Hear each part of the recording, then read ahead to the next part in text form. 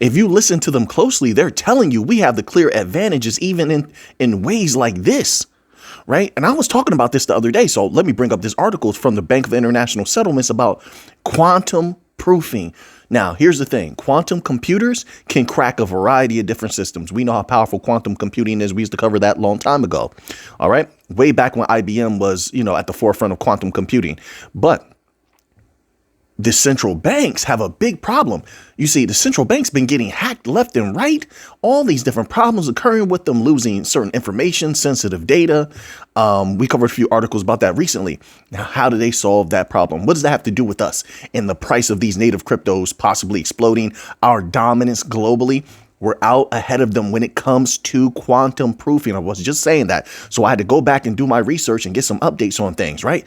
Now, I'm going to read to you what they're saying, and then let me establish where we are and where they are, right? It says this. I'm going to scroll down this article a little bit here. It's from the BIS's papers section, and it begins here. It says, meanwhile, the advent of quantum computers also introduces a potential threat to financial stability, which already just starting out like that, they're letting you know this is serious business, right? Serious business equals serious value because they're going to pay top dollar for quantum proofing. They can't not. They have to. They'll pay whatever they have to for quantum proofing, or else their systems are going to be heavily vulnerable. It says, especially through their ability to breach some of the most widely used cryptographic algorithms. Now, didn't I discuss this before? We have already in the Bitcoin family, we have some that are quantum proof. We have some that are partially quantum proof. They're working on advancing the mechanisms they already have deployed.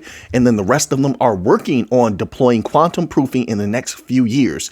Now, that's all while, and I don't know if they'll get into this here, but that's all while the BIS's Project Leap. Look that up. Project Leap. All right.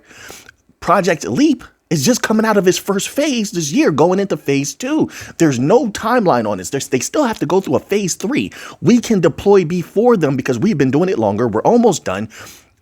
Most of these systems will be quantum proof and complete. I mean, I'm thinking the next year or two. So just stay up to date on that, which means what? We're out in advance of them again, which means who are the companies going to go to? Someone who has expertise in this, has done their research in this, has, tried these things in sandboxes over the years. We're going to make it cheaper than them as well. We're going to have easeability of use. Also, not only with quantum proofing, but let's say something does go wrong. Well, with blockchain, one of the best parts obviously is if one part stops working, the rest of it continues to work like nothing ever happened. So this is why when we had hiccups in the Bitcoin family, it was great because it showed the world it works. It works. One piece, little piece goes down. Everything else continues to work. That was great. So we have proof that these things work in a real world setting. That's why it's great that we have a lot of these Bitcoin blockchains up and running and going through things, testing things out, continuing to lead in innovation. That's central banks verbiage. We're leading in innovation. Private sector, right? Private sector fintechs. They can't compete with us. We will dominate in that possible way. So when it comes to security, they can't compete with us. That equals trillions of dollars coming to us just because of that. We will be more trusted than them. Heck, they trust us more than they trust themselves. We're the pros. We're the experts. We're the dominant. Listen, the golden age of crypto is right there for a variety of reasons. This is just one. Let's get back to the article, right? Where do we leave off? It says, despite the nascent state, look at that. They're telling you. I don't know what more what more you need. I'm telling you. They're telling you. But listen to this. Despite the nascent state of quantum computing development, the potential for sensitive is not just quantum computing development, which, first of all, if this is the nascent phase of quantum computing development, this is unbelievable. If you've seen what's going on. They've been working on this for years now. It's been going on about it's going on 4 years now. They've been hardcore at work. These systems look unbelievable for those of you who are staying up with with tech news, right? But let's circle back around here. With quantum proofing development, it's the nascent phase as well, even more so. That's more of a reasonable term for where we're at with quantum proofing. But wait, let's keep going. The potential for sensitive data to be stored now with the intention to be decrypted later necessitates immediate preparation. That means we got to get it done now. So once again, whoever gets there first is the winner. We're way out ahead of them. Way out ahead.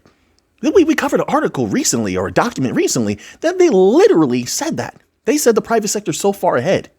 And then they declared themselves. Then we watched the video. We analyzed the video, live audio from that gentleman, whoever that was, one of those pros from Amphif on the Amphif panel who was talking about how far behind they are. We're the leader right now, folks. I know you got to get used to all this winning, but we're winning. I'm telling you. And when you're that far out, that means we're not only far out in advance, but you're the best of the best. There's nothing that's as fast as you, as cheap as you, as good as you. That means business is going to come in. More business equals more value on chain. That equals those prices exploding. But if this is to happen in the future and it hasn't happened yet, that means there's a massive explosion to come, logically speaking. Right? I mean, you tell me what you think about all this. But let's continue on here and make sure you read this paper. I'm going to give you the name of it right now so you can go read this for yourself. It's on the BIS.org. Right? Go to their papers, BIS paper section, and it's titled Quantum Computing and the Financial System, Opportunities and Risks. Now, if you're going to search this from a search engine, put the whole title in, or else you're going to get the IMF paper that comes up that's a little bit different. Their paper is just Quantum Computing and the Financial System. This one is Opportunities and Risks. All right. This is the BIS paper, not the IMF one. So, if you want to read it, there you go. But let's get back to this. We got a little bit more. It says here, this paper explores the transformative potential of quantum mechanics and its applications to the financial system, including the potential benefits as well as the main risks. Now, another thing they confirm is, remember, long time ago, when I said this was maybe 2 years ago, I said quantum computing, DLT technology, AI, smart contracts, all of that will be congealed together. You're looking at a mega system, but most of the people are looking at parts of it. All of that together equals a new financial system that's much more powerful and potent than people could ever imagine. It just is. You see it coming together now. They're going to use smart contracts. They're going to use DLT. Did you see the members only video from yesterday? Go watch that video and read the article yourself. I give my thoughts, but I'm really here to provide you with information. Watch the video, then go read that article yourself and look what they're saying to you. This is big news. We're on the precipice of something major. But circling back around, they're going to use DLT. They're using smart contracts. They're going to use AI. Most of the DLT systems are trying to integrate AI, true AI. Remember, we're getting close to artificial general intelligence. If you look at some of the testing they've been doing and how fast some of these systems can work, can quote unquote think now. You look at how fast AI systems could think 4 to 5 months ago, and then look at where they are right now. Imagine where they're going to be in a year or two. And we're trying to integrate that. But nonetheless, we're trying to integrate that. And no doubt about it, once quantum computing goes mainstream, we will utilize that as well. These systems will be more potent now, financially speaking, than anything we could fathom, right? What we're looking at now is just a baby piece, is a baby step on the pathway to trillions scaled into quadrillions. Now, when that's all flowing, if that happens, not financial advice, there's no guarantees, anything. I don't know these people. I don't know these companies. I'm just telling you as a researcher, and I believe we're on the right path. But if we start to move that type of value in the future, that means there's a massive explosion waiting to happen for the bank coins. Theoretically speaking, I mean, you tell me. So then we're getting articles like this. XRP sees large jump in wallet activations as price eyes $2. Listen, this is not a surprise to me. I think a lot of people are coming back to crypto overall. These crypto at the top, these top utility coins across the board are all bullish. They've done a great job with partnerships, the developers building certain applications or dApps on them. There's all types of positive catalysts. So there's a huge influx of people coming back to crypto, but then there's also a lot of new people. They're hearing about crypto from their friends, family members. They're learning about crypto from independent news media. Although I will say the mainstream media now is starting to sprinkle just a little bit of info about a positive information about crypto out there. That's bringing some people also. So there's an influx of new people there. There's going to be a new wallet activations, and they want a piece of XRP. They see where it's going. They're doing their research. That's another thing. Research is catching on. People are doing their own research, and they're learning the truth about a lot. It's not just XRP. They're learning about XRP and a lot of these other top cryptos, and they're saying, listen, we want a piece of that before it goes off. They know the dips and corrections are temporary right now. There's a long-term upward trajectory, not financial advice. It's just what a lot of us are seeing. Somebody may see something different. That's up to them. But they want a piece of that. Let's read this little tidbit here. It says, according to data provided by XRP Scan, the number of XRP wallet activations experienced a 10-fold increase over the last 3 months. Let's scroll down here. This indicates a strong interest in the Ripple affiliated token, which experienced a tremendous rally over the past month. Once again, from the articles that I'm reading, I think a lot of people are starting to dive deep into the future potential of XRP based on utility, based on those bank partnerships, based on real world asset tokenization. I've never seen so many articles written about those types of things as I have in the last 2 to 3 months, especially RWA. And that's another thing. A lot of people are looking at that RWA tokenization now. And I know because people are telling me about that. They're talking to me about it. They're asking me about it. They're telling me things that I didn't even know. And I've never seen that before. So I think that's, if I'm going to, jump out a window and say, and point at something that I think is a major catalyst, I think that's it, because that is going to be easy at the time. Once we get to that point, easeability of deployment, easeability of use for these big institutions and flooding the chain with this massive value from these assets that they're looking to tokenize, I think that's going to be easy. I do. I could be wrong, but I don't think I am. And I think a lot of other people feel that way also. But anyway, in November, the price of the token soared 284%, logging its best month since December 2017. The cryptocurrency has vastly outperformed the broader market amid ETF buzz and speculation about a more favorable regulatory environment following the recently announced departure of SEC Chair Gary Gensler. Yeah, get gone. Get out of here, bro. Don't let the door hit you where life split you. I almost forgot how that phrase went. There's a lot of different ways you could say that, but some of them I can't say on the channel. I got to keep it family friendly. You know what I mean? As reported by Today, XRP managed to surpass BNB and the native token of exchange giant Binance. And, that was my mistake. They said but where did I get and from? By market capitalization earlier this week. Given that the price of the largest cryptocurrency has experienced a substantial increase, the leading XRP ledger explorer has voted to bring the account reserve down to 1 XRP. Oh, you're trying to get a lot of people in, right? But I mean, with it at 10 XRP, I would think that causes more XRP to be locked up, especially if we're going to have mass adoption in the future, which the future looks like it's right around the corner. Wouldn't you want all these businesses locking up 10 XRP to have an account? All these, if there's going to be a flood of retail, them locking up 10 XRP, it brings the circulating supply down. I get it. If it's 1 XRP, it makes it easier to get in, but it brings more people in, makes it easier for them to get in, I guess. But I don't know. At lower prices, 10 XRP is nothing. At higher prices, of course, that'd be a little different, but I don't know. What do you guys think about that? You think it's good for them to bring it down to 1 XRP?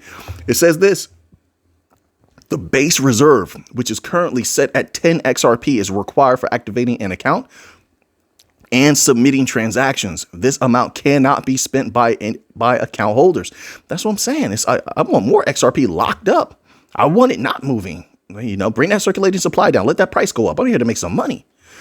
Notably, the base reserve tends to get adjusted over time. For instance, following the creation of the XRP ledger, it initially started at 1,000 tokens before being gradually reduced to the current amount. Yeah, but why was it at 1,000 tokens? What's the initial intended use of XRP? We've heard the pros say it's for the banks. We heard David Schwartz come out in an article this year say XRP was intended for the banks. Of course, anybody can use XRP, but it's intended to be majorly used by the banks. So for banks, 1,000 tokens will be nothing, right? If you're inventing something where you hold a bunch of it and you look to you want to make some money off of it, you're hoping that price goes up. Of course, you can't control the price because you don't control if the businesses are actually going to use it, but you're hoping it goes up. But if it does go up, you're like, hey, look, they hold this 1,000. It makes it a little bit easier for the price to explode, right? But things change. SEC case came in, things happen like that. Who knows? Retail took a liking to it. And, a lot of regular people love XRP. So 1,000 is a bit much when you start to reevaluate things and look at the reality of how things are. So yeah, they brought it down from the 1,000, but that tells you what everything was all about at the beginning, right? I mean, there's a reason it was 1,000. So I mean, there's just something interesting there. But how do you feel about that? Now they're trying to bring it down to 1 XRP. What do you think about that? You tell me. All right, let's move on here to a little bit of Bitcoin news. All right. Bitcoin records 129% year-to-date gain 7 months after halving. According to data from CryptoQuant, there is currently less than 2.5 million Bitcoin available for purchase on digital asset exchanges. Really? That's an interesting number right there. Bitcoin, which is now is reading $97,590, and it looks green right now. Yeah, it looks green right now. Recorded a 129% year-to-date gain, primarily driven by the outcome of the 2024, all this political stuff going on in the United States. According to data from ICO Analytics, Bitcoin has experienced a 37% gain in November 2024. The ICO Analytics data measured monthly Bitcoin performance between 2011 and 2024. Make sure my microphone is on. Earlier, I hit it. I had to record this video all over again. So I'm like checking it at the same time. I'm like, wait, I'm check the time, check the microphone. Got to make sure. All right. I don't have enough time to record this a third time. These include 2013 with a staggering 459% gain, 2017 at a 54%, and 2020 where Bitcoin recorded a 42% gain during the month. So what does that tell you? We're up there right now. 37% gain in November. There's that, and those are the only other 3 years where Bitcoin experienced higher percentage gains for November. We're looking super bullish. Here's the difference. The businesses are in. They're handing over the money. They're buying. The businesses are buying the dip.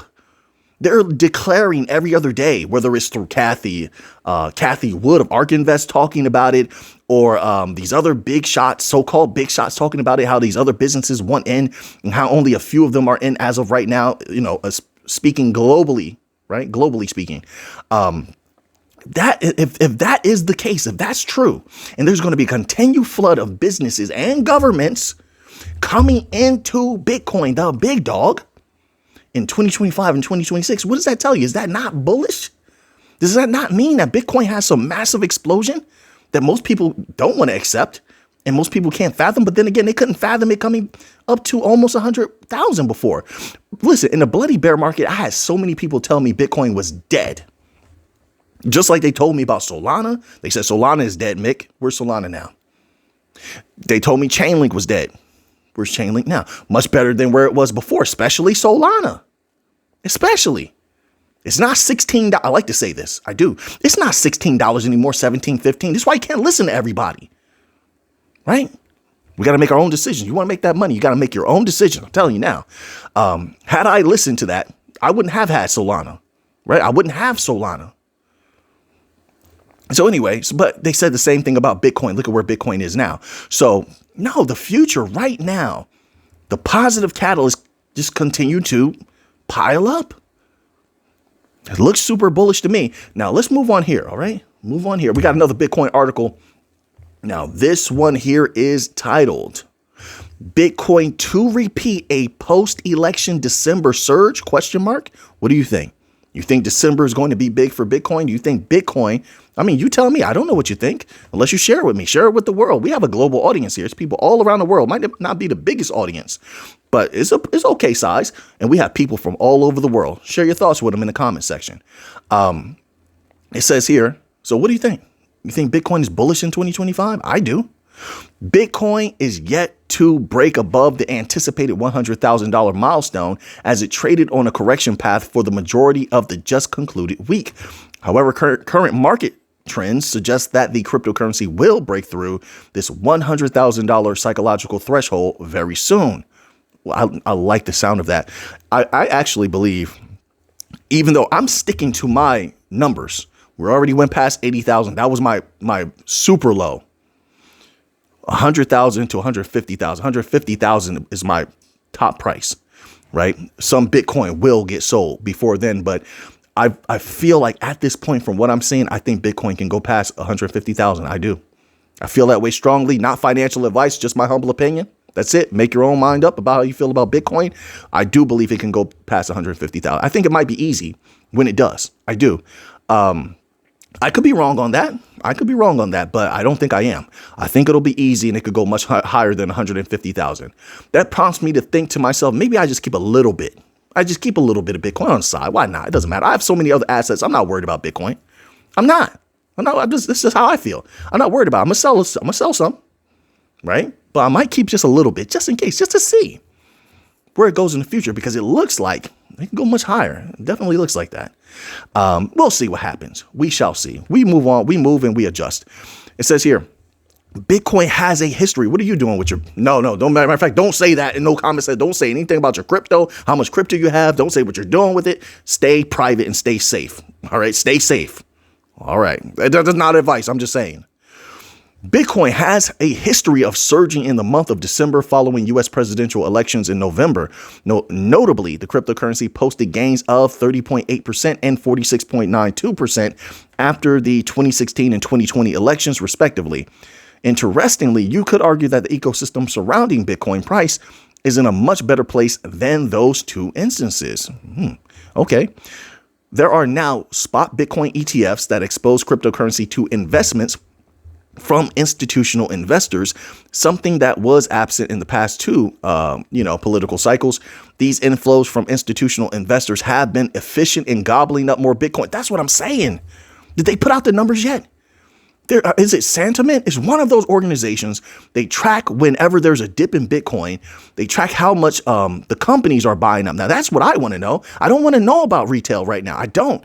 I'm not that interested in retail because right now it's the companies that are boosting Bitcoin up, boosting a lot of crypto up. If you look at some of those purchases, they used to also put out the information, if you follow those articles, where they were speculating a lot of these purchases of altcoins look like they're being bought by proxy. They're just strange numbers going on at a certain time. I'm waiting to see those numbers again, but I haven't seen them yet. Doesn't mean they didn't come out. I can't catch everything, right? So maybe some of you have seen it. Maybe it did come out. I don't know. I got to do my research and go hunting for it. But usually that's like front page stuff on Google. You do Google search and that stuff just pops up. That's how it typically happens in my algorithm. But yeah, the institutions, the big businesses are in. Here's the thing. There's a lot more to come. So how high does that price go? That's the question. Do they commit? Do they, how do I say this? Do the companies honor their word and come and flood in? My apologies, a little air in my chest. That's the question. So far they have. They've kept their word. They've been buying and buying and buying. It reminds me of what's going on with gold. With gold, despite the dip in gold, which is like, you can see the dips in gold coming, it went so high, of course that's going to happen. But I'm talking about when everything was on a smooth upward trajectory with gold, which I think is going to continue in the future, given that there's so much geopolitical tension and a lot of those banks are going to go down. People are going to flee to gold like they usually do. But anyway, businesses, central banks were buying up that gold every opportunity that they could. And with Bitcoin, it almost seems it's like a little bit similar in that way with the institutions buying the dips. A little bit of buying when it's up, a lot of buying when the dips happen. So the dips have been really, really good, in my humble opinion. What do you think? So now let's go here. We're going to end off today with this little bit of Hedera news. Hedera skyrockets 12% with trading volume boom. Analysts predict a 192% rally. H-bar. You bullish on H-bar? How do you feel about that? The price of Hedera HBAR has attracted significant attention, reaching a 2-year high of 18 cents on November 29th. As of now, the cryptocurrency is trading at 17 cents, reflecting a 12.87% increase in the past 24 hours. The price movement has been accompanied by a surge in trading volume, which rose by 223%, reaching 1.65 billion. Additionally, HBAR's market capitalization has climbed to 6.64 billion. Analysts attribute this upward movement to robust technical indicators. On the previous day, HBAR surged 25%, breaking through its 50-day and 200-day simple moving averages. Listen, this is a long-term thing with me in HBAR. I think they're bullish long into the future. And yeah, once again, it's another one of those bank coins that needs to be unleashed. And people haven't seen its full potential at all just yet. We'll see what happens into the future. It's one of my original bank coins way back from the beginning. One of the first that I ever learned about. Matter of fact, back then, first XRP, then it was XLM, then it was like Algorand and HBAR around similar times, Cardano, things like that. That was my pathway into crypto. But HBAR, man, powerful technology. They got a lot of good partnerships going on. That's what makes me bullish about it and makes me excited about seeing it in the future. I feel like it's very, very bullish, but we shall see. What do you think? You bullish on HBAR? So now that you have the information, what are you going to do with it? I know what I'm going to do with it. So until next time, everybody, let's get to the money.